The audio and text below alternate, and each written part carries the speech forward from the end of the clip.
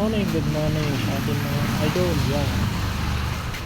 Ayan, palit tayo ng camshaft cap ng L300. Ayan.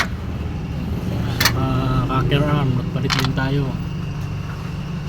Kasi nabasag yung yung tornilyo na lumuwag yung camshaft bolt. Ayan, bali nagpalit tayo ng rocker arm dalawa. Ayun. Ayun, good morning mga idol. Mamaya tune up na lang natin. Ayan. Ano to? Umusok ang dipstick saka breather. Kala mo overhaul na.